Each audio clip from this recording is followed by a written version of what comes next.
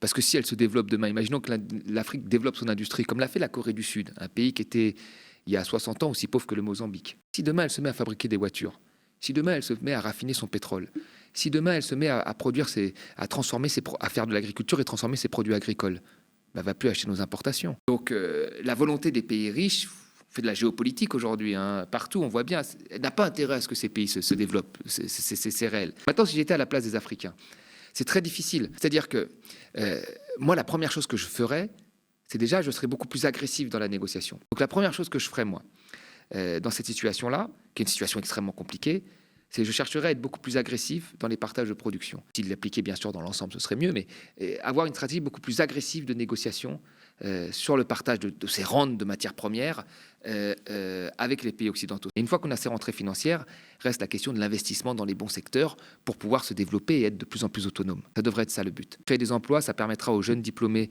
de là-bas de rester chez eux et de travailler chez eux.